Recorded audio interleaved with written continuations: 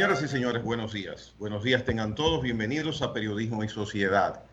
Nueva vez empezamos una semana para informarles de acontecimientos importantes que suceden aquí en nuestro país, también en el plano internacional. Y los lunes es costumbre, ya ustedes saben, tenemos en la primera parte del programa al doctor Alfredo Polanco, destacado médico, destacado nefrólogo dominicano. Doctor, muy buenos días.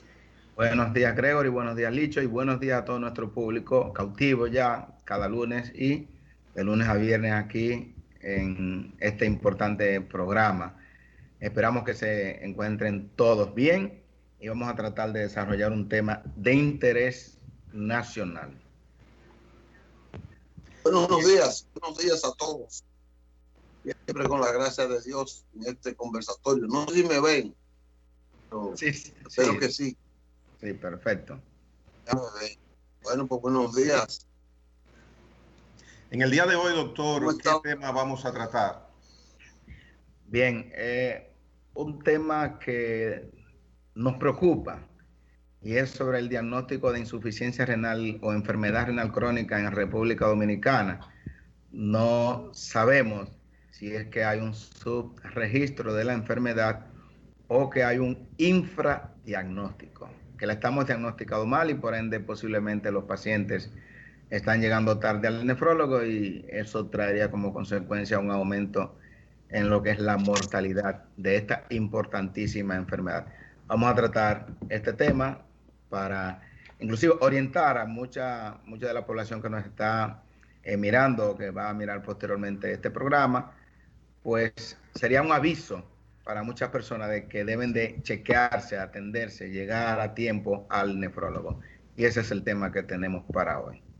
¿Y por qué una enfermedad tan determinante, tan importante, tan común, tiene un subregistro? Se entiende, en teoría, que deberíamos estar al tanto y a la par en el aspecto médico, sobre todo en los centros públicos, de todo el que esté padeciendo esta situación tan triste. Pues bien, a nivel mundial, porque son datos recopilados de la Organización Mundial de la Salud, que recopila, valga la redundancia, los datos de todos los países. A nivel mundial existe aproximadamente 850 millones de personas con algún grado de enfermedad renal crónica, es decir, alrededor del 10% de la población mundial tiene algún grado de enfermedad renal crónica. Es decir, que si somos 10 millones de habitantes, aproximadamente 1 millón de personas tenemos o tienen algún grado de enfermedad renal crónica. Pero eso no son los pacientes que van a ir a diálisis, porque estaríamos exagerando. Pero, por ejemplo, tenemos unos datos bastante importantes y fue el último registro de España, donde aproximadamente por cada millón de habitantes son 1.284 pacientes que tienen una insuficiencia renal crónica estadio 5. O sea, 1.284 pacientes por cada millón de habitantes tienen una insuficiencia renal crónica estadio 5. Es decir, el estadio 5 es el que no vive sin la diálisis o el trasplante. O sea, para que la gente entienda. Casi ahí el índice es muy bajo. No, pero oiga bien, si nosotros extrapolamos 1.300 pacientes por millón de habitantes, ¿cuántos somos nosotros? Vamos a suponer que en la última estadística éramos 10 millones de habitantes. Entonces, ¿qué implica eso? Que aquí deberíamos de tener alrededor de 13.000 pacientes recibiendo diálisis peritoneal, hemodiálisis o trasplante. Oiga bien, o sea, en España hay alrededor de 60.000 pacientes. Son las estadísticas del 2017. 60.000 pacientes recibiendo diálisis o están trasplantados. O sea, los pacientes que tienen insuficiencia renal crónica, que los riñones se le han dañado por completo. Pues bien. ¿Y aquí cuál es el índice? ¿Cuál es la cantidad? Las últimas estadísticas estábamos revisando que fue justamente antes de la pandemia, existía un total de 4.265 pacientes. Justamente antes de la pandemia, que son datos de la Sociedad Dominicana de Nefrología, 4.265 95 pacientes. ¿Qué implica eso? Que a nosotros nos faltan alrededor de 8.000 a 9.000 pacientes que no están en esas estadísticas, porque si nosotros extrapolamos 1.284, lo multiplicamos por 10, que seríamos 10 millones, pero somos un poquito más. Entonces, por eso es que hemos hecho unos cálculos que aproximadamente deberían de ser entre 12.000 a 15.000 pacientes deberíamos de tener registrado la Sociedad Dominicana de Nefrología que estén recibiendo terapia de sustitución renal, es decir, hemodiálisis, diálisis peritoneal y trasplante. Entonces, ¿qué ocurre? Doctor, sí. Le pregunto, ¿por qué tiene que ser igual el estándar de calificación o clasificación de personas afectadas de ese padecimiento en Europa, en un país de Europa, que aquí en el Caribe, donde los hábitos de alimentación, el clima, las costumbres sociales son totalmente distintas? Correcto. El diagnóstico se hace más tardío. Por la cantidad por millón de habitantes podría ser superior en República Dominicana que en España. Entonces, por eso es que estamos haciendo la comparación, por eso es que estamos diciendo que posiblemente nos estemos quedando muy cortos, o es que no nos enfermamos, esa es la pregunta, o está infradiagnosticada la enfermedad, que esta última es la situación que yo pienso que está ocurriendo en República Dominicana, pues se han hecho muchos estudios donde en países subdesarrollados ha habido un infradiagnóstico de la enfermedad renal crónica hasta de un 40%. Entonces, por acá... Doctor, vuelvo a insistir, y como el Chavo, sí. disculpe, pero ¿qué tal con otros países de América la comparación? Porque usted me está dando un solo país. Un solo país, por ejemplo, no vamos a compararnos con Estados Unidos. Estados Unidos, el 11% de la población tiene algún grado de enfermedad renal crónica, pero Costa Rica, Panamá, Bolivia, Chile, Argentina, tienen registros parecidos a los registros que tiene la comunidad española. Yeah. Son registros que se parecen bastante, por eso la Organización Mundial de la Salud dice claramente en su página, existen en el mundo alrededor de 850 millones de pacientes con una enfermedad renal crónica, que el 10% de la población aproximadamente tiene algún grado de insuficiencia renal crónica, que hay aproximadamente en el mundo 2 millones de pacientes que reciben tratamiento sustitutivo renal y que aproximadamente mueren, esos datos los da la Organización Mundial de la Salud, entre 2.1 a 7.2 millones de pacientes por un diagnóstico tardío o por no tener acceso a los tratamientos de terapia renal sustitutiva. O sea, esos son datos que están en la página de la Organización Mundial de la Salud. Entonces ahí habla claramente que en muchos países subdesarrollados, países de escasos recursos económicos, el diagnóstico de insuficiencia renal crónica se realiza tardíamente y eso trae como consecuencia un detrimento de la persona, y vamos a explicar el por qué, porque nosotros tenemos que estar claros en lo que pasa. Por ejemplo, ¿cuáles son las dos causas principales de insuficiencia renal crónica en el mundo? La diabetes como número 1 y la hipertensión arterial. En la última estadística dice que 44% de todos los pacientes que llegan a diálisis es por diabetes y el 29% es por hipertensión arterial. Es decir, con esas dos enfermedades tenemos las 2/3 partes de todos los pacientes que necesitan terapia de sustitución renal. Entonces, ¿qué ocurre? La enfermedad renal crónica no produce síntomas en los estadios iniciales. Entonces, como no produce síntomas, el paciente no acude al médico. Pero ¿qué ocurre? Lo peor de todo es que esos pacientes, los médicos tratantes, nos envían a esos pacientes en una etapa tardía de la enfermedad. Es decir, cuando ya la única alternativa que existe es la terapia de diálisis. Entonces, ¿qué ocurre? Un paciente es diabético, tiene 10 años siendo diabético, tiene 15 años siendo diabético. Cuando el médico detectó que tiene la creatinina alta, que tiene la urea alta, ahí lo manda al nefrólogo. cuando llega al nefrólogo ya lamentablemente, a veces yo le digo al paciente, afortunadamente llegaste hoy al nefrólogo. Primera vez, sí, después de 15 años, wow, afortunadamente llegaste hoy, pero debiste haber llegado hace 15 años.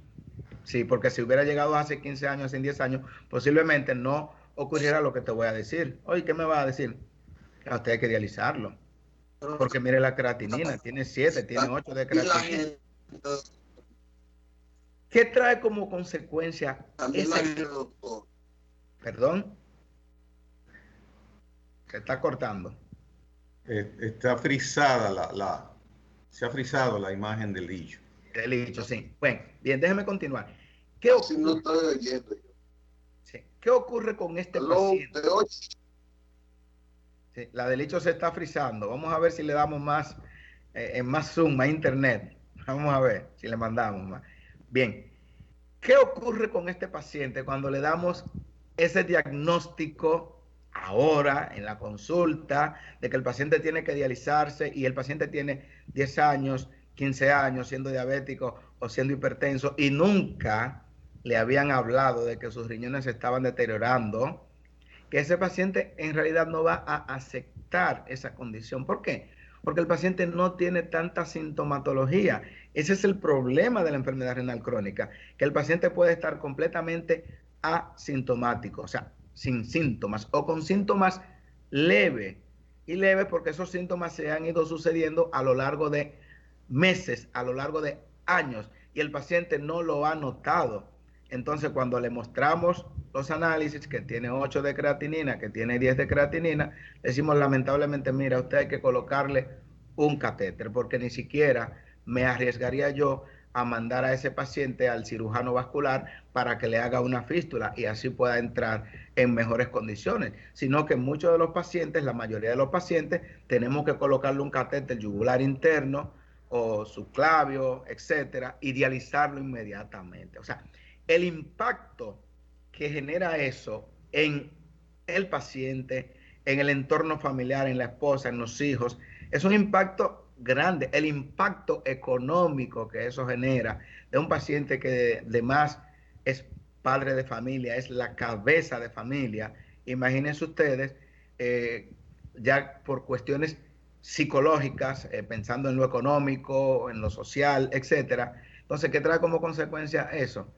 Que un porcentaje importante de estos pacientes fallecen en los primeros 3 a 6 meses. Y está, wow. O sea, hay importantes estudios que lo dicen claramente. Esos pacientes que se le colocan catéter no aceptan, no terminan aceptando esa condición así tan rápido, sino es que tienen una intervención psicológica inmediata o una intervención comprensiva del equipo que lo está manejando en el área de diálisis. Entonces, por eso es la pregunta que me estoy haciendo. Subregistro, infradiagnóstico y la pregunta que no me dice ahí, o mortalidad a destiempo. Entonces ustedes ven la situación, lo grave de la situación. Muchos de nuestros pacientes fallecen en los primeros 3 meses. Entonces es por eso que yo siempre les explico a muchos, a los pacientes no, a los equipos médicos que hacen a veces las estadísticas, que le preguntamos cuántos pacientes había en la unidad de diálisis de tal hospital en enero del año 2021.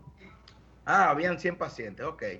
Y vamos en diciembre y vemos que hay 110 pacientes. Decimos, pero no hubo mortalidad. Al contrario, aumentó el número de pacientes en diálisis porque eran 100 en enero y ahora en diciembre tenemos 110.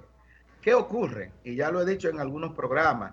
Cuando usted mira las estadísticas reales, el nombre, la edad, el sexo, usted va a ver que la mayoría de esos pacientes que estaban en enero del 2021 no van a ser posiblemente ni la mitad de los pacientes que están en diciembre del 2021. ¿Qué es lo que ha ocurrido? Se ha ido sustituyendo a un paciente por otro. Entonces, por eso, en las enfermedades no podemos solamente hablar de números. Tenemos que hablar de nombre, edad, procedencia, sexo. Y ahí vamos a ver la diferencia de pacientes que no coinciden uno con el otro. Pero si solamente metemos un número, vamos a estar mal. Dígame. Vamos a ver si la conexión de Licho funciona. Adelante, Licho. No, está frisado, continuamos. Doctor, entonces, con esos sustituidos que usted menciona, ¿qué sucede? ¿Por qué han sido sustituidos? ¿Dónde están? Porque los que iniciaron, los que empezaron en enero, por ejemplo, del 2021, llegaron, la mayoría llegaron tarde, se les colocó un catéter de diálisis porque eso es lo que hay que hacer, hay depresión, el catéter se infectó, porque esas son las causas. O sea, posiblemente en Estados Unidos y a nivel mundial, la primera causa de muerte por insuficiencia renal de los pacientes con insuficiencia renal crónica es la enfermedad cardiovascular. O sea, el paciente fallece de un infarto, una trombosis, etcétera. Pero en nuestro país, ¿qué ocurre? Posiblemente son las infecciones. ¿Infecciones de qué? Del catéter. El paciente tiene un catéter aquí, que ese catéter en un periodo de 2 a 3 semanas, ya el paciente va a tener fiebre, y hay que retirárselo y colocarle otro catéter.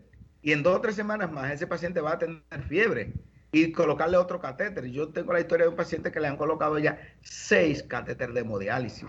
Y yo le pregunto, ¿pero por qué tú no te hiciste la fístula con tiempo? Dice, doctor, cuando me trajeron al médico con náusea, con vómito, ya yo tenía los riñones que no me servían.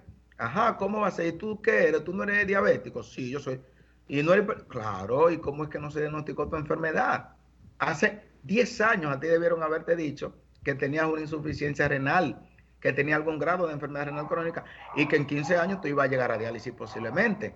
Entonces, por eso es que yo digo, la mayoría de los pacientes en nuestro país llegan tarde y el llegar tarde, eso conlleva a depresión. No es lo mismo cuando yo le estoy siguiendo a un paciente que le estamos dando seguimiento a lo largo de meses, a lo largo de años, que yo le digo, mire, en los próximos 2 años o en el próximo año ya es casi seguro de que usted va para diálisis. Ya el paciente yo le he ido hablando y tengo meses y tengo años hablando con él de insuficiencia renal crónica y le he ido explicando hasta con el celular, poniéndole imágenes de lo que es la diálisis. Y le estoy explicando de que ese paciente, el mejor camino es cuando se hace la cirugía en el brazo, una fístula arteriovenosa. Y ese paciente, el primer día que lo van a dializar, ese paciente ni siquiera se deprime porque ese paciente ni siquiera hay que ingresarlo. ¿Para qué hay que ingresarlo? Si ese paciente simplemente se cita a la unidad de diálisis porque es un tratamiento, vamos a darte tu tratamiento aquí en el hospital o en la clínica. Se conecta el paciente, pasan unas horas de diálisis, se va para su casa tranquilamente. Y la así fístula se coloca en el brazo de la persona, en el antebrazo. Correcto, en el brazo, el antebrazo del paciente. Entonces, la mayoría de los dializados, ¿cuál es el método de ingresarle el proceso de dialización en qué parte del cuerpo? La mayoría. En República Dominicana, a la mayoría de los que ingresan a diálisis, lamentablemente, es por medio de un catéter. Hay que pullarle aquí un catéter de diálisis yugular interno subclavio. Bien. En Estados Unidos solamente el 20% de los pacientes llegan de esa manera. El 80% de los pacientes llegan con una fístula hecha, una Bien. Fístula que se le ha realizado el cirujano vascular porque el médico lo ha enviado con tiempo, porque le llegó con tiempo al nefrólogo. Doctor, mire, le voy a repetir lo que antes de iniciar el programa conversaba con usted.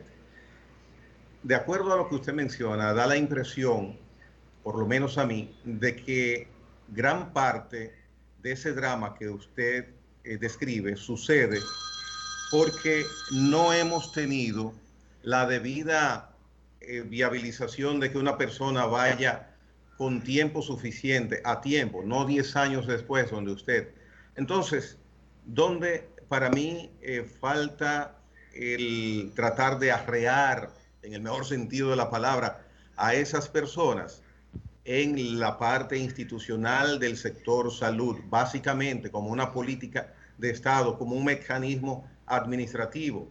Los hospitales públicos habrían, yo no soy médico, no soy nada del sector salud, pero por lógica habrían de tratar de indicarles a ustedes los facultativos, cuando una persona padezca diabetes, hipertensión y reciban tratamiento usual en los centros públicos, que hay un mecanismo de que automáticamente, aprovechando una de las visitas al chequeo de ese padecimiento ya conocido, se aproveche y se hagan los estudios correspondientes, aún no haya síntomas, porque es la situación, para determinar cómo andan sus riñones. Entonces, me parece, reitero, que tiene que haber, y si la hay, no está funcionando eficientemente, una política de tratar de determinar que los riñones de esas personas con diabetes e hipertensión están funcionando bien. Usted me dará luz y al televidente de si hay un programa así o hay una metodología o un protocolo parecido a lo que rústicamente yo estoy mencionando aquí. No existe ese protocolo. Lamentablemente, muchos pacientes incluso me refieren cuando van a la consulta que ustedes se darán cuenta que yo prácticamente ni siquiera en los programas de televisión, ni siquiera anuncio que estoy trabajando a nivel privado ni nada, pero sí hablo sobre lo que se debe de hacer. Y muchos pacientes dicen, mire, investigamos dónde usted trabaja, porque nunca nadie nos había dicho que el que es diabético tiene que chequearse por lo menos una vez al año con el nefrólogo. Y tengo 10 años siendo diabético y no lo sabía. Entonces es por desconocimiento que la población deja, o sea, porque el paciente diabético, el paciente hipertenso, si no lo mandan al nefrólogo, no va a ir. O sea que también tenemos el desconocimiento de la parte también médica, también, lamentablemente, un mea culpa, porque es que todo el médico sabe que ese paciente que es diabético hay que hacerle una serie de análisis todos los años, como es la determinación de albuminuria en orina de 24 horas. Y cuando yo se lo mando a hacer a pacientes que tienen 15 años siendo diabéticos, me dicen, doctor, eso es un galón la orina. No, pero a mí nunca me han mandado ese análisis. ¿Y pero entonces por qué, doctor, esos endocrinólogos, esos diabetólogos, esos cardiovasculares no lo aplican? No está ligado, porque yo veo que usted indica a sus pacientes, hágase tal cosa, aunque no tenga que ver con los riñones. Claro que sí, es que debe de ser así. Y a cada paciente tenemos que dirigirlo al especialista que le corresponde. O sea, no mandarme el paciente cuando ya tiene 3 o 4 de creatinina, porque por ejemplo, mire, un ejemplo, aquí en República Dominicana 13% de la población, según el estudio hecho por el Instituto Nacional de Diabetes, 13% de la población es diabético y 9% es prediabético. Entonces, 13%, 1.3 millones de pacientes en República Dominicana. ¿Y los hipertensos? Diabéticos. No tengo esa estadística. Entonces, pero debe andar más alto de ahí, claro que sí, porque la población hipertensa es el doble o casi el triple de la población hipertensa es mucho más que la población diabética. Entonces, cuando sumamos esos dos porcentajes, sean combinados o individual cada uno, tenemos que hay por defecto, por default, como dicen los anglosajones, un porcentaje importante de personas que tienen afectados sus riñones y no lo saben. Y no lo saben. Entonces, ¿cuál es la mejor medicina? Es la medicina preventiva. Es simplemente que ese paciente que es diabético acuda una sola vez al año a la consulta y se le haga esa determinación de albuminuria en orina de 24 horas. Y con ese simple análisis se puede predecir el médico cuando dice, mira, lo más probable es que en 10 años, oiga lo que le estoy diciendo, que en 10 años de continuar así, usted caiga en diálisis. Lógicamente, el paciente que todo el mundo sabe que le tiene miedo a caer en diálisis, pues ese paciente va a acudir frecuentemente a su nefrólogo a una consulta, en algunos casos preventiva y en algunos casos para tratamiento, porque tenemos tratamiento y sabemos nosotros, y la población debe de saber, que hay medicamentos que estabilizan o retrasan la progresión de la enfermedad renal, de modo que si usted iba a caer en diálisis a los 5 años, posiblemente usted retrase esos 5 años más. Y es como yo le digo a los pacientes, sería buenísimo ganarse 5 de diciembre fuera de diálisis, pero lamentablemente el paciente nos llega tarde, a veces le indicamos los análisis y después, hay pacientes que yo le indico análisis antes de la pandemia, paciente diabético, y ahora en estos días que van llegando, por miedo a la pandemia, hay muchos, por miedo a la pandemia, lo que han hecho es que se han descuidado también con sus problemas renales y han caído en diálisis a destiempo. Entonces son situaciones difíciles, pero se están presentando en nuestro país. Bien, mire, doctor, vamos a partir de una situación, la situación real. Evidentemente, no tenemos un protocolo que proteja a la orientación de esos pacientes con hipertensión o con diabetes. En principio, esos dos renglones. Dos terceras partes de la población. Sí, entonces, usted ha mencionado pocos síntomas, y entonces, si no hay una orientación de irse a chequear, ya viene el resultado. Entonces, aún hayan pocos síntomas, ¿cómo entonces vamos a ver si el paciente se puede defender, si podemos orientarlo? ¿Qué debe hacer ante qué pequeñito síntoma? Fuera de que si es hipertenso o diabético debe ir a chequearse sus riñones, pero si no lo ha hecho y ve un pequeñito síntoma distinto, ¿cuáles pueden ser esos síntomas? Para que entonces se alerte y coja a revisarse sus riñones. Bien, uno de los principales indicios de que se están dañando los riñones es la orina espumosa. Eso está claro. Yeah. ¿Qué indica la orina espumosa? Que el paciente posiblemente esté eliminando proteína, la albúmina. La albúmina es una proteína que todos la tenemos en nuestro cuerpo, que es bastante importante. Es parte de nuestra nutrición, es sintetizada en el hígado. Perdón, doctor, o sea, que si yo soy diabético o soy hipertenso, orino, veo que hay espuma, no debo conformarme y decir, no, eso es porque como yo soy diabético, no, es que como yo soy hipertenso. No nos debemos guiar de que eso es por eso, sino alerta para los riñones. Alerta, es el signo más temprano de que los riñones, en 10 años de continuar así, van a tener una insuficiencia renal crónica que va a necesitar tratamiento de diálisis. Entonces, por eso el paciente debe de acudir inmediatamente, porque hay medicamentos que nosotros administramos al paciente que contrarrestan lo que se llama la albuminuria. Medicamentos que sirven para otra cosa, porque muchos de los medicamentos se hicieron especialmente para manejo de la hipertensión arterial y otros para el manejo de la diabetes. Sin embargo, aunque el paciente no sea hipertenso, a ese paciente, si tiene albuminuria y es diabético, le ponemos ese medicamento en bajas dosis y el paciente va a darse cuenta a los 3 meses cuando le repetimos el análisis que ya no tiene albuminuria. Entonces estamos ganando. Ahora, ese paciente debe de darse seguimiento con ese nefrólogo. ¿Por qué? Porque si deja de ir, de repente el paciente otra vez va a estar en lo mismo y va a caer en una insuficiencia renal crónica. Es lo mismo que el paciente prediabético. El paciente prediabético tiene que ir al diabetólogo o al endocrinólogo.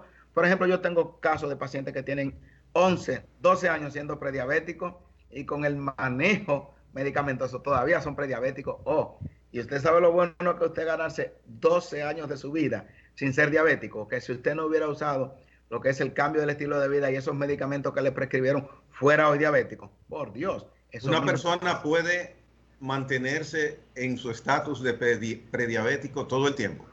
Puede durar años siendo prediabético. Mire, pero anote ahí, aunque usted lo que yo le pido lo anote, yo no sé dónde, parece que un blog de hielo. yo lo anoto. Anote ahí un programa para los prediabéticos, doctor. Ok, vamos a hablar, los prediabéticos. Eso crea conciencia. Claro que sí, es bastante importante. El prediabético, igual que el prehipertenso, porque hay prediabetes y prehipertensión. Lo que no hay es diabetes psicológica, como dicen, o mental, ni hipertensión. No, que lo mío es mental. No, eso es mentira, o emocional. No hay diabetes emocional, no hay hipertensión emocional, no hay nada de eso. A mí me gusta a usted cruzarlo como para lo hondo. Sí. Yo no estoy viendo que usted es Waldo. Usted entiende que a Waldo le gustan esas aguas turbulentas. Sí, le gusta. Pero mucho. Usted tiene lo que se llama la sensibilidad social, además de su sensibilidad profesional. Su hipocrasia es en un grado muy alto y eso es bueno tener médicos así. Entonces, mire, ¿por qué o cómo? O deme su opinión. Esas alertas que este humilde servidor ciudadano, sin ser médico, pero cuando lo escucha a usted, se le ocurre pensar que por qué en el sector público, estoy hablando del sector público, no del privado, del sector público, no traza protocolos elementales para alertar a las personas, no solamente con el asunto de los riñones, sino con otros aspectos. Porque antes, yo recuerdo, había campañas publicitarias, por ejemplo, para la lepra. Yo recuerdo desde niño una campaña amplísima, pero yo no estoy hablando tampoco de campañas publicitarias necesariamente, que son totalmente efectivas, sino en el engranaje metodológico, en el método diario, en el día a día, de cientos de doctores a nivel nacional del sector público que deberían tener establecido, mire, si usted ve este paciente, debe indicársele tal análisis. Yo lo digo con palabras rústicas, claro. Pero ¿por qué no hay esos protocolos establecidos, doctor? Y se deja al albedrío del médico. Esa es una de las principales quejas nuestras. Yo soy profesor de la residencia del Hospital de la Diabetes, de la residencia de diabetología, por largos 17 años, 18. Y hemos estado siempre alertando, orientando a los residentes, esos nuevos médicos especialistas, para que hagan conciencia sobre esto. Y en principio ellos se gradúan, por ejemplo, ahora, el viernes pasado, se graduaron, creo que 7 u 8 residentes que ya son diabetólogos. Ellos comienzan muy bien, derivan el paciente al nefrólogo, etcétera, etcétera, porque están oyendo todos los días esto. Pero luego, después que tienen 4, 5, 6 años en un pueblo del interior, pues se les olvida. Entonces, por eso es importante, usted se graduó de especialista. El médico siempre tiene que estar leyendo, siempre tiene que estar estudiante, siempre tiene que estar a la vanguardia. Por ejemplo, yo soy profesor de varias universidades y todos los días los temas que tengo que dar, tengo que revisar lo último, qué es lo que ocurrió con la nefropatía diabética, qué ocurrió con la nefropatía lúpica, qué ocurrió con los riñones poliquísticos, hay algo nuevo.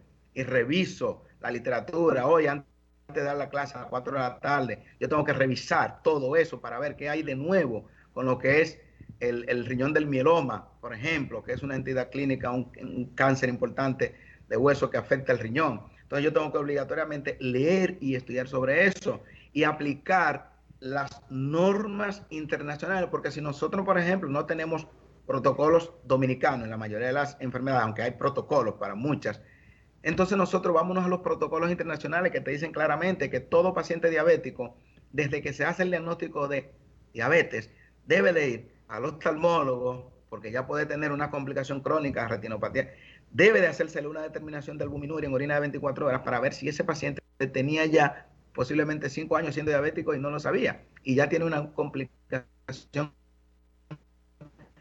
renal, casi el 20% de la población que se diagnostica como diabético tipo 2. Entonces, nosotros como profesores damos las orientaciones, pero hace falta políticas públicas que incentiven, que estimulen a que el médico haga esto, y eso va a ser en beneficio ¿de quién? Señores, del paciente.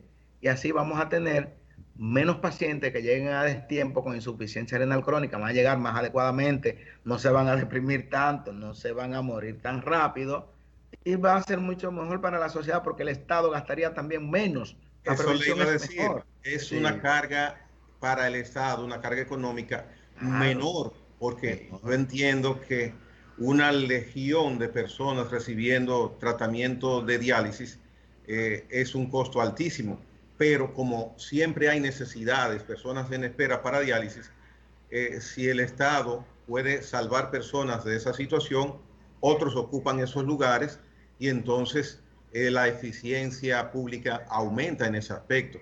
Y lo más importante, tú salvas a un individuo de que su vida se deteriore poco a poco.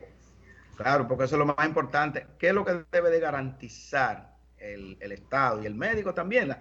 Es la calidad de vida del paciente, siempre y cuando estén los recursos. Y los recursos, señores, los recursos están porque se gastan millones y millones de dinero en diálisis. Pero ¿qué sucede? Que se va reciclando ese paciente, entonces no tenemos a un paciente que, claro, tenemos pacientes, lógicamente, que tienen 7 diálisis, tenemos ese tipo de pacientes. Pacientes que duren problemas de que haya que colocarle un catéter, se infecten, o no porque lleguen ya o con un potasio alto que no dé tiempo a dializarlo porque ya está en condiciones muy críticas y en lo que llegó al hospital se murió en las primeras 4 o 5 horas. Eso es lo que nosotros no queremos, que el paciente se concientice de que todo paciente que tiene ya esas patologías como la hipertensión, la diabetes, riñones poliquísticos, que es la cuarta causa de insuficiencia renal crónica en el mundo. Ese paciente que cuando pequeño estaba orinando color Coca-Cola, que lo llevaron al Robert Reed cuando chiquito, ese paciente ahora de grande debe de chequearse, porque ese paciente hizo una glomerulonefritis cuando estaba niño. Y esa es la tercera causa de insuficiencia renal crónica en el mundo. Pero ese paciente lo llevaron cuando pequeño, cuando tenía 12 o 13 años, al Robert Reed, que estaba hinchado, que tenía la presión alta y que orinaba color Coca-Cola. Y ese paciente nunca volvió a verse por un nefrólogo. Y a los 30 años, ese paciente cae en diálisis. Es lamentable. Entonces, después, ¿pero qué fue? Él no sabía que tenía problemas de los riñones. Claro, cuando hacemos la historia clínica, vemos que cuando tenía 13 años, cuando tenía 15 años, él se hinchó. Y no le dieron la más mínima importancia los familiares en este caso, quizás posiblemente por una no orientación de parte del médico, porque es un paciente que debe de dársele seguimiento periódico. Bien, eso es otro indicio. Finalmente, doctor, para terminar su participación de los lunes, otro indicio que puede ser pequeño, ya mencionó, la orina espumosa. Sí. Esto va para hombres y mujeres, ¿correcto? Para hombres y mujeres. Y el otro indicio es que el paciente se levante a cada momento, a medianoche, a orinar. Ah, estoy orinando mucho. Bueno, pues hay un problema y eso se llama nicturia. Se levantó 3, 4 veces en la noche. Eso es un indicio de que el paciente podría tener alguna enfermedad renal crónica. O sea, lo menos que puede tener un paciente es dolor lumbar, dolor de espalda. Eso es lo menos. Pero gracias a Dios, oiga bien lo que voy a decir, gracias a Dios existe el dolor de espalda. Cuando yo veo a ese paciente que llega quejándose de dolor de espalda, yo, wow, pero qué bueno que vino, por lo menos.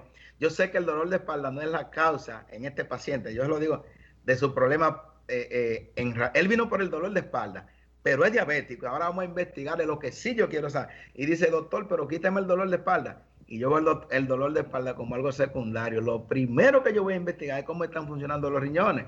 Y le manejo solo dolor de espalda, pero gracias a Dios, un gran segmento de la población padece de lumbalgia, o sea, dolor de espalda. Llegan al nefrólogo y ahí nosotros aprovechamos y le hacemos un pesquisaje de lo que es su función renal y diagnosticamos incluso insuficiencia renal tempranamente en ese paciente que llegó por dolor de espalda, que en realidad lo que tenía era un problema de columna, pero gracias a Dios eso lo llevó al nefrólogo.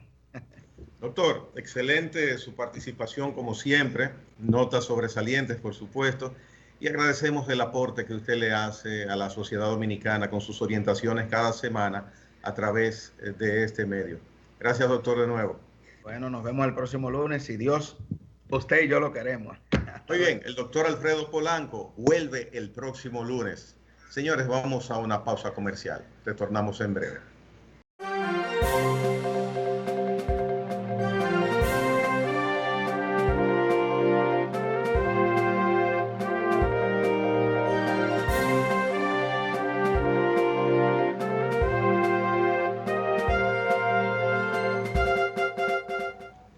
Bien, antes de pasar con unas imágenes que tiene nuestro control master Ángel, quiero que compartamos algunos titulares de informaciones importantes que han ocurrido en las últimas horas y en el fin de semana. Los titulares de estas informaciones es que sobre la tercera dosis, esta tan interesante propuesta y definición que tuvo el Gabinete de Salud iniciando el fin de semana, ha creado una falta de consenso en la parte médica sobre este aspecto. Mientras que el 65% de las camas de UCI están llenas con los pacientes críticos. Hipólito Mejía dice, se necesita un canciller que le duela el país. No me gusta el canciller, ni estoy de acuerdo con él, pero el que nombra es Luis, dice don Hipólito Mejía, expresidente de la República. El peso nos rinde en el mercado de la Avenida Duarte. La bióloga Marina Tejera dice, politiquería afecta el desarrollo de la pesca y de la acuicultura en la República Dominicana.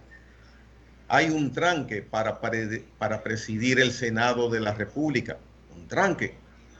Esto habría sido discutido en la reunión que el presidente Luis Abinader sostuvo en el día de ayer con senadores de su partido. El Ministerio Público apelará la puesta en libertad del hermano del alcalde de Santiago, que fue acusado de violación sexual, un hermano del alcalde de Santiago.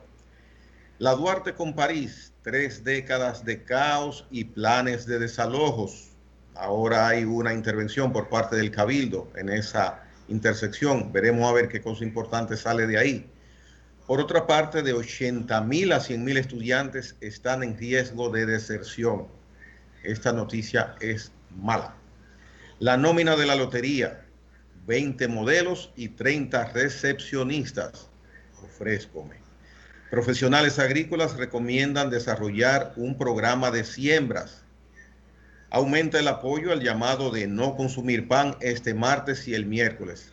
Un pan a 10 pesos es mucho dinero por un pancito. No lo pague a 10 pesos, no lo pague. Medio Ambiente apresa 6 personas por asesinar 19 palomas durante cacería en Ocoa.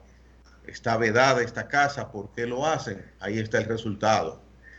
La justicia tiene que resolver ahora esa situación, o usted con la justicia. Raquel Arbaje dice se pondrá la tercera dosis de la vacuna. La variante Delta es altamente peligrosa. Es peligrosa. En Israel están tomando medidas para contrarrestarla. La Sociedad Dominicana de Neumología recomienda completar esquemas de vacunación antes de pensar en una tercera dosis. Muy sensato este planteamiento que hace la Sociedad Dominicana de Neumología. Reunión con el presidente y senadores del PRM. Se trató de un taller de agenda legislativa.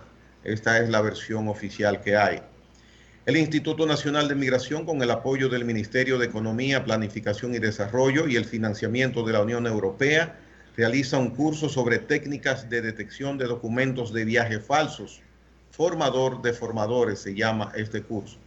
Finalmente, la Superintendencia de Electricidad rechaza la autorización para que la barcaza Estrella del Mar 3 opere en el río Ozama. Es bueno que se tomen las medidas del lugar para determinar si procede con las normas de medio ambiente la instalación de una barcaza de electricidad, de otra barcaza, en el río Ozama, un río que debemos tratar de ver cómo se descontamina. Miren, el doctor Jesús Félix Iglesias, de quien nos honramos ser amigos, fue objeto, Ángel, de un reconocimiento durante el tercer Congreso de Abogados en San Pedro de Macorís. El Partido Revolucionario Moderno lo reconoció de manera especial. En estos momentos, el doctor Jesús Félix Iglesias preside la Superintendencia de Salud y Riesgos Laborales, CISALRIL.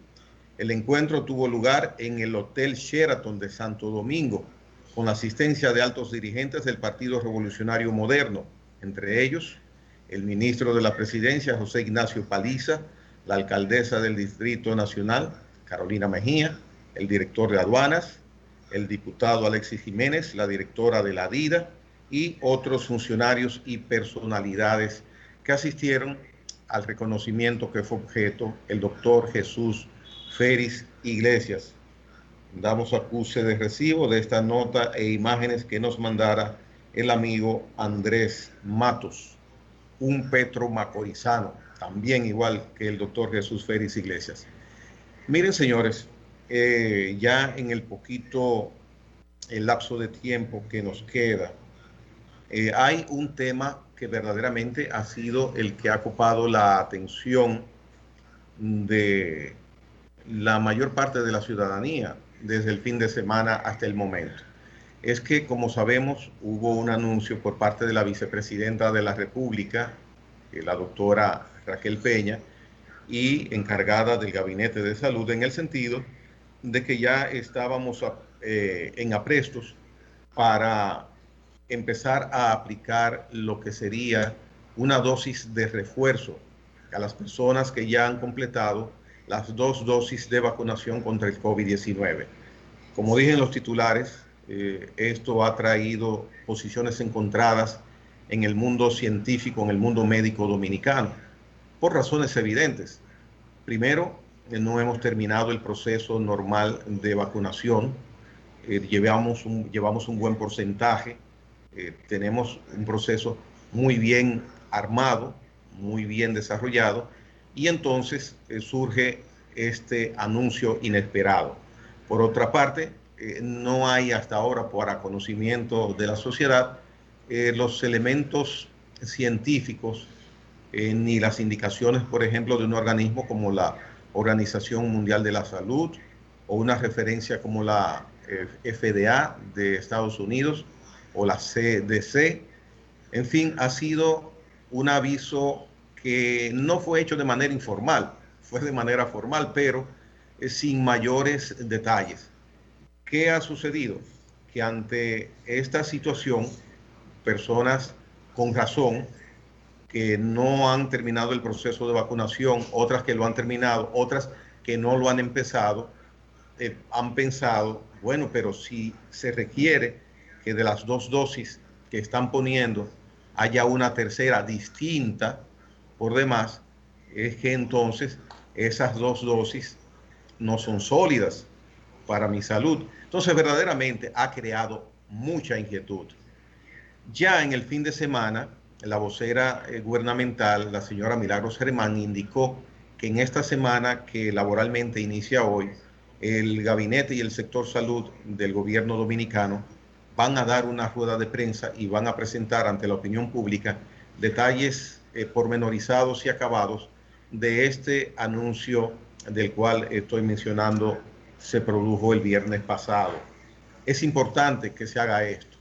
Es importante porque inclusive leía ayer el comunicado que sobre el aspecto hizo la Sociedad Dominicana de Neumología y mencionaba precisamente que ellos no estaban en capacidad de opinar en ningún sentido con referencia a si procede o es pertinente una tercera dosis, que es lo único que podrían mencionar hasta que se complete la explicación detallada por parte de las autoridades de salud es exhortar a que se continúe el proceso normal de vacunación que se ha venido desarrollando hasta ahora con éxito.